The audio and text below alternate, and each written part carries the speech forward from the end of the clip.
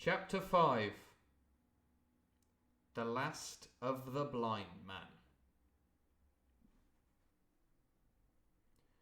My curiosity, in a sense, was stronger than my fear, for I could not remain where I was, but crept back to the bank again, whence, sheltering my head behind a bush of broom, I might command the road before our door.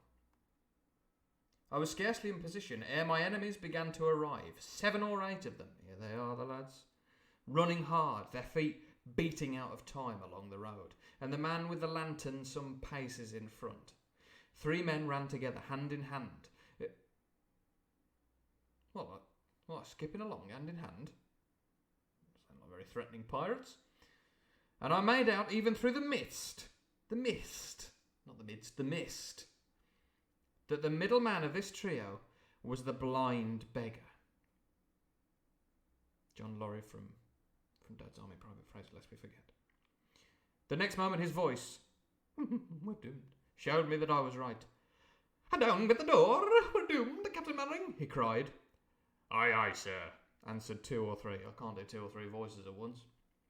Can't do it. And a rush was made upon the Admiral Benbow, the lantern-bearer following, and then I could see them pause, and hear speeches passed in a lower key, as if they were surprised to find the door open. But the pause was brief, for the blind man again issued his commands. His voice sounded louder and higher, as if he were afire with eagerness and rage. In! He shouted, and cursed them for their delay. "Aye, oh, we're doomed to death. The Admiral Benbow will bring ye death." 4 or 5 of them obeyed at once, 2 remaining on the road with the formidable beggar. There was a pause, then a cry of surprise, and then a voice shouted from the house. "Bill's dead." He's dropped that in. "Bill's dead." "Break the law down." "Bill's dead." Because he is lying there, lest we forget. He's been there for ages. Just lying in the middle of the floor. No one's moved him yet. "Bill's dead." But the blind man swore at them again for their delay. "Search him, some of you shirking lubbers, and the rest of you were doomed. Aloft, and get the chest," he cried. I could hear their feet rattling up our old stairs, so that the house must have shook with it. Promptly afterwards, fresh sounds of astonishment arose. The window of the captain's room was thrown open with a slam and a jingle of broken glass, and a man leaned out into the moonlight, head and shoulders, and addressed the blind beggar on the road below him. A man. "Pew, he cried. That's P-E-W, so that's his name. That's the blind guy's name. Thank God, so we can stop calling him the blind beggar. "Pew," he cried. "They've been before us." I don't know what every incidental character is from the Black Country, because I am. The likelihood of there being Black Country people in the southwest of England in the 18th century is probably pretty low. I don't think there were many Black Country sailors. It's all about as far away from the sea as you can possibly be. I say that, but there is a privateer buried in St Peter's Church in Wolverhampton Centre. Very interesting bit of history. And a dark bit of history. "Pew," he cried. "They've been before..." I'm sticking with the Black Country. "They've been before we. Someone's turned the chest out, alow and aloft." Alow and aloft, up and down. They've been through it up and down, he says. They've turned it inside out.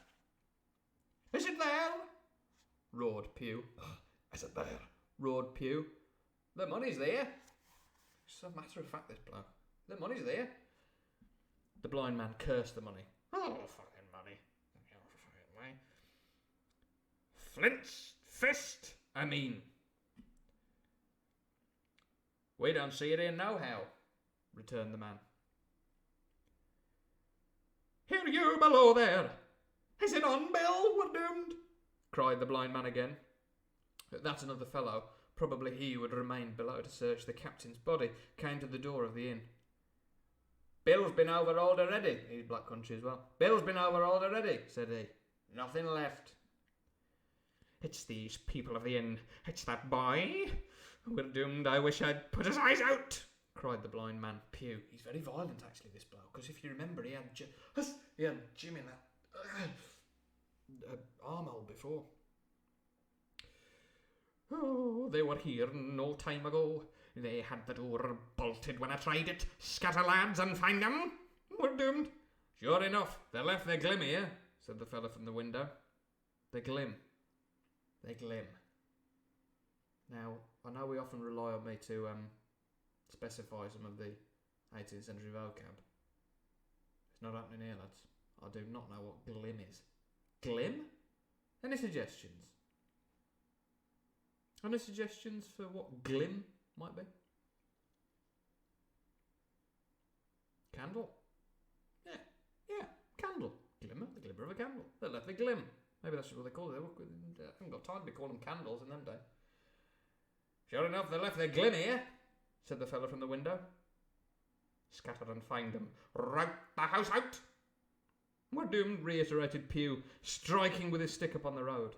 Then there followed a great to-do through all our old inn, heavy feet pounding to and fro, furniture thrown over, doers kicked in, until the very rocks re-echoed, and the men came out again, one after another, and on the road, and declared that we were nowhere to be found. And just then, the same whistle that had alarmed my mother and myself over the dead captain's money was once more clearly audible through the night.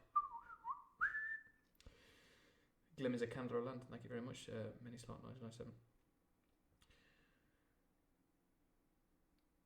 The whistle was once again heard, but this time twice repeated. I had thought it to be the blind man's trumpet, so to speak, summoning his crew to the assault. But I now found it was a signal from the hillside towards the hamlet, and from its effect upon the buccaneers, a signal to warn them of approaching danger. There's Dirk again. Dirk is the fellow doing that. Dirk's like that on a hill. And every time there's trouble.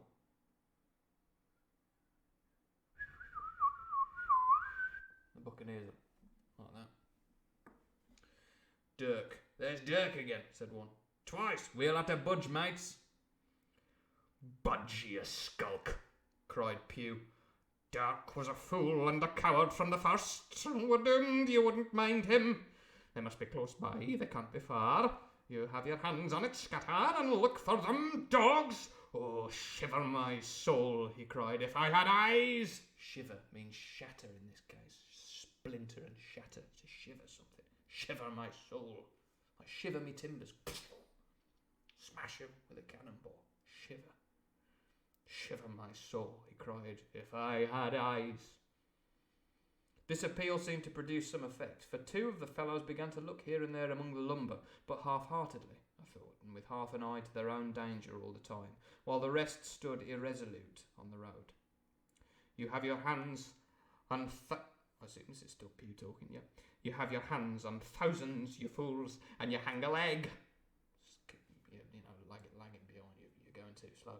You'd be as rich as kings if you could find it, we're doomed, and you know it's here, and you stand there skulking. There wasn't one of you dared face Bill, and I did it, we're doomed, a blind man, and I'm to lose my chance for you. I'm to be poor, crawling beggar, sponging for rum, when I might be rolling in a coach. He's like thinking like that, basically him like in a big like coach like that. Oh, we're doomed. Drinking like Cristal. We're doomed. Oh, rolling in a coach.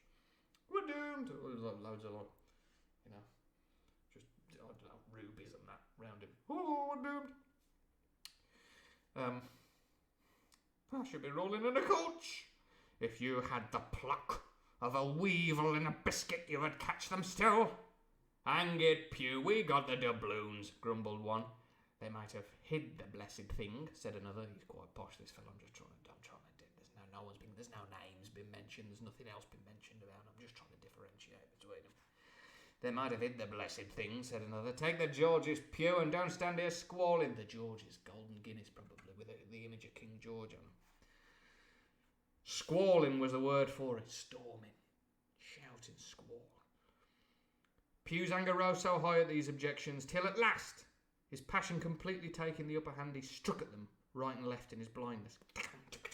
And his stick sounded heavily on more than one. These in their turn cursed back at the blind miscreant, threatened him in horrid terms, and tried in vain to catch the stick and wrest it from his grasp. Fucking pack that up, Blind Pew. Fucking pack it in. Blind Pew, that's the name of the character. We all know. You all know the story, Treasure Island. Fucking give that stick here. No, we're doomed. Smashing him. The quarrel was the saving of us. For while it was still raging, another sound came from the top of the hill on the side of the hamlet. The tramp of horses galloping. Don't know if you can hear that. It's me on the desk. Almost at the same time, a pistol shot. Flash and report. Flash in the pan. Firing the bullet out with the powder. Pistol shot.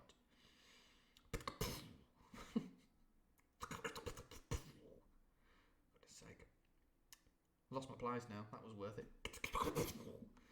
A pistol shot, flash and report. So you'd see a flash of the gunpowder igniting, and that would propel the ball. The report, the bang, came from the hedge side, and that was plainly the last signal of danger. For the buccaneers turned at once and ran, separated in every direction. One seaward along the cove, one slant across the hill, and so on, so that in half a minute not a sign of them remained. But Pew. We're doomed. We're doomed to death. Him they had deserted, whether in sheer panic or out of revenge for his ill words and blows, I know not. But there he remained behind, tapping up and down the road in a frenzy, and groping and calling for his comrades. Hello? Pike? Jonesy, we're doomed. Finally he took the wrong turn and ran a few steps past me towards the hamlet, crying, Johnny! Black Dog! Black Dog, he was in earlier, wasn't he? Bill's dead. That was probably him. Bill's dead. Johnny, Black Dog, Dirk, and other names. He won't leave old Pew, mates. We're doomed. Not old Pew. We're doomed. Just then the noise of horses topped their eyes. And the 4 or 5 riders came in sight in the moonlight. Oh, that's an image, that, isn't it? Like Arwen.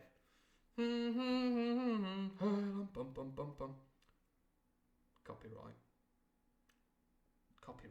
J.R.R. Tolkien estate. And swept at full gallop down the slope. Team of horses. 4 or 5 of them. At this, Pew saw his error. Oh, now I can't hear. That's definitely horses. Turned with a scream. Ah!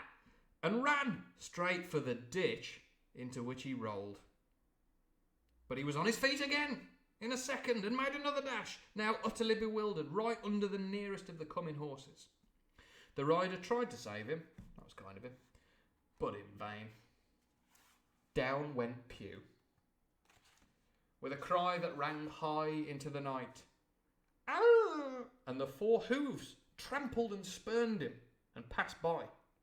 He fell on his side, then gently collapsed upon his face and moved no more. He is dead. He has been clobbered to death by horse hooves. Horrible. I leapt to my feet and hailed the riders. Fucking lads! They were pulling up at any rate, horrified at the accident. Oh God, sorry. Ah! Blind Pew like that. Ah! Rolling him. Oh God, sorry. Mind you, look, what are you doing? What was that? Ah! He's been properly trampled. They were pulling up at any rate, horrified at the accident. Oh God, sorry.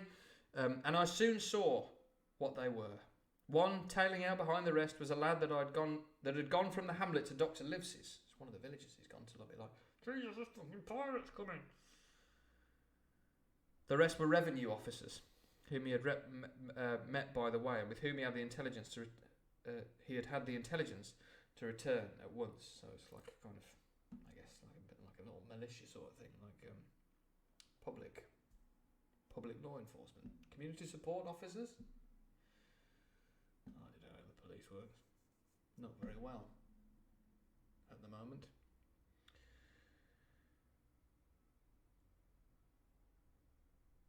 Some news of the lugger in Kit's Hole, the little boat that the pirates have shown up on, had found its way to supervise a dance and set him forth that night in our direction. And to that circumstance, my mother and I owed our preservation from death. Thank you, Supervisor Dance. Pew was dead. Stone dead. I mean, you would have thought so, wouldn't you? Flat as a pong cake, this boy. As for my mother, when we'd carried her up to his mum's still passed out, you see, from the fucking knackered. As for my mother, when we had carried her up to the hamlet, a little cold water and salts, smelling salt, under the nose like that, and that soon brought her back again, and she was none the worse for her terror. What a way to go, says Green Tea 24682, Blind Pew. I mean, yeah, fair, yeah. He lived as he died. No, he died as he lived. Fleeing horses?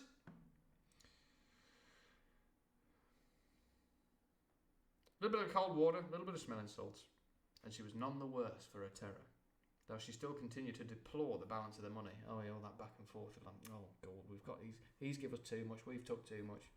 Do you know what I mean? He's a pirate living in your house, making your life a misery. Take the money he's left in his rotten old sea chest. Don't give it to the buccaneers who've come for it. Stop stressing yourself out, Mrs. Hawkins. In the meantime, the supervisor rode on as fast as he could to Kit's Hole. So he's gone to kind of collar the pirates. I've got to stop talking and then looking away from the book because I lose my place really easily. I've not got my glasses on either, which somehow makes it harder, even though I'm short-sighted.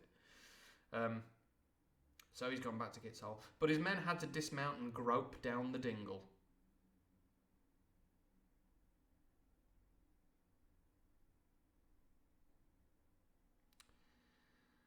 Leading and sometimes supporting their horses, and in continual fear of ambushes. So it was no great matter for surprise that when they got down to the hole, the lugger was already underway, though still close in. He hailed her, he's shouting out to the boat. What? Oi! A voice replied, telling him to keep out of the moonlight or he'd get some lead in him. And at the same time, a bullet whistled close by his arm. Flash and report.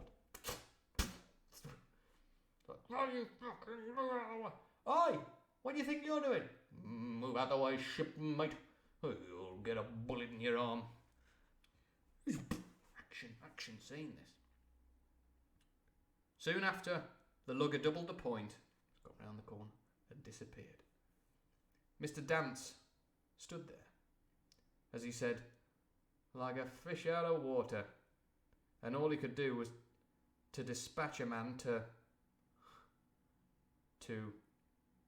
B, with a big line, Bristol. I don't know why he's blotted that out. Bristol? To warn the cutter. And that, said he, is just about as good as anything. They've got off clean, and there's an end. Only, he added, I'm glad I trod on Master Pew's corns, for by this time he'd heard my story. By which he means, well, at least we squashed that guy. He sounded horrible, so at least we managed to squash him. I went back with him to the Admiral Benbow, and you cannot imagine a house in such a state of smash. Great turn of phrase. The very clock had been thrown down by these fellows in their furious hunt after my mother and myself, and though nothing had actually been taken away except the captain's money bag and a little silver from the till, I could see at once that we were ruined. Mr. Dance could make nothing of the sea. They got the money, you say? Well then, Hawkins, what in fortune were they after? More money, I suppose. No, sir, not money, I think, replied I. Posh. In fact, sir, they shivered the clock, says Bulborop. They did. No, sir, not money, I think, replied I. In fact, sir, I believe I have the thing in my breast pocket, and to tell you the truth, I should like to get it put in safety. To be sure, boy, quite right, said he. I'll take it if you like. I thought perhaps Dr. Livesey, I began. Perfectly right, he interrupted very cheerily. Perfectly right. A gentleman and a magistrate. Which, as we know, in Britain means you're exempt from any bad doing whatsoever. He's well born, and he works in the law. That sort of gentleman never does anything bad.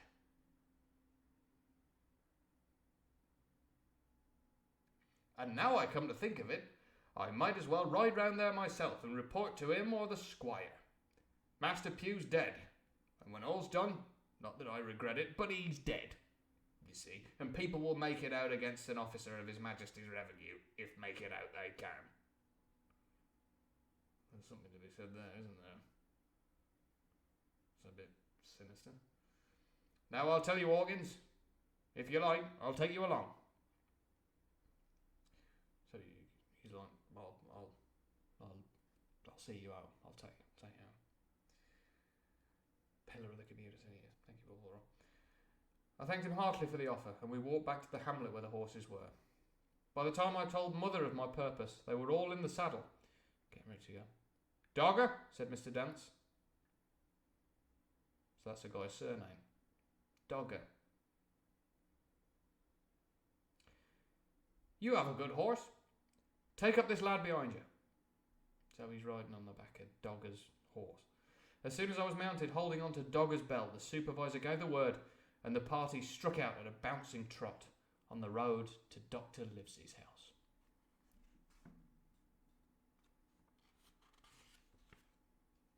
End of chapter.